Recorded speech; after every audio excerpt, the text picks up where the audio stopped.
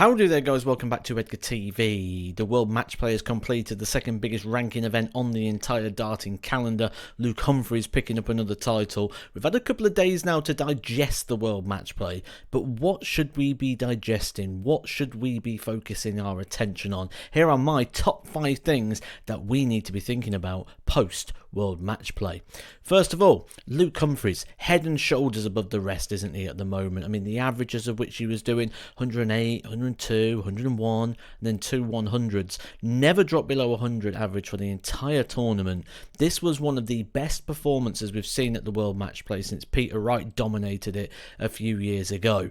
Humphries beating Petretsko, Bunting, Vandenberg, Wade and Michael van Gerwen en route, and never really looked too much in doubt. Van Gerwen had a few darts in it in the final, but you'll always get that at different points where one player gets an opportunity and another player gets an opportunity. But Luke Humphries looks set to be the world number 1 for quite some time. He's only defending about 10% of his prize money at the back end of this year, which I'm sure he's going to add to. Luke Humphries could break the £2 million barrier, as he's already got 1.6 million on his order of merit. It would not surprise me to see him break that boundary. Breaking boundaries is something Ross Smith has struggled with in the past. During the World Matchplay, we've alluded to pretty much the whole time that Ross Smith struggles on the TV events. He won the European Championships, he had a quarter-final, everything else is an early exit, and that dates all the way back to 2011. Now, this run for Ross Smith is his second appearance in a TV major quarter-final, other than the European Championships.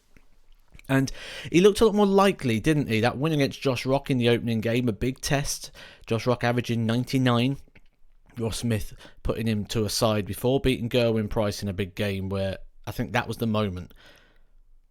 That was the moment where Ross Smith goes from being someone who's playing good in terms of the averages to someone who is playing good in terms of match play. And it was the match play quarter-final. Big move there for Ross Smith. I think that's going to put him in good stead.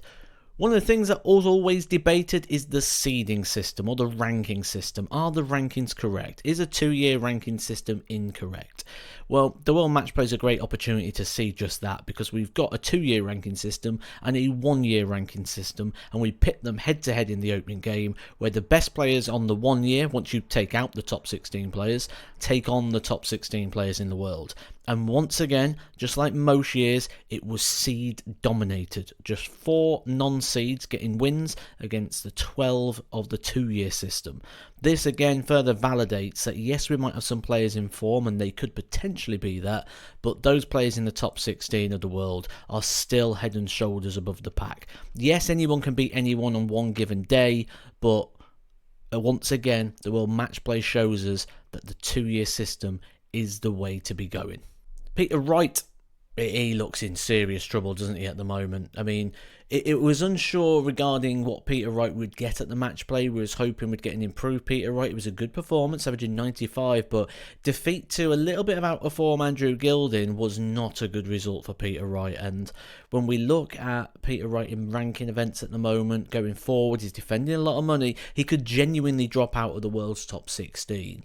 And the performance is there in terms of the stats and the numbers, but the match play isn't. The gameplay, the throw by throw, the moments when you've got 2 darts in hand or a dart in hand, those sort of shots that Peter Wright was taking, those combinations, the 74s, the 86s, the bread and butter shots are letting him down at the moment, which is why he got defeat here to Andrew Gilding. I know a lot of people in the comments section, a lot of people on X and Facebook have been messaging me thinking that Peter Wright is going to drop out the top 16.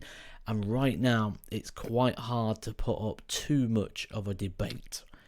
Final one for me in the top 5, James Wade.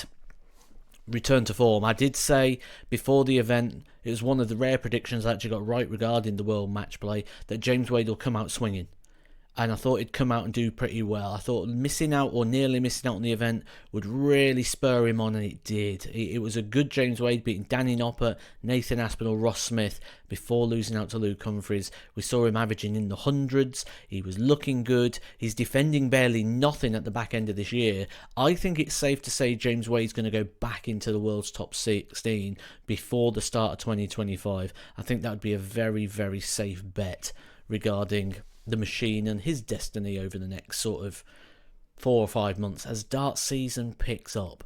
Let me know what you think was an interesting one. Is it Nathan Aspinall, who could potentially be dropping down the rankings pretty quick? Is that your story and take it? Obviously, the injury, very, very evident to see. Is Gerwyn Price slipping away? What was your takes from the World Matchplay? I'd love to see them. Go down to the comment section and put those in. And if you are looking forward to the back end of the year where it's Major City and all the big ranking events are coming up, do go hit the subscribe button, because I'll be covering all the events in regards to rankings, who's defending what, how the rankings have changed, key talking points, and any interesting things that come up, along with lots of original content here as well. So make sure you subscribe to Edgar TV, and I'll catch you soon.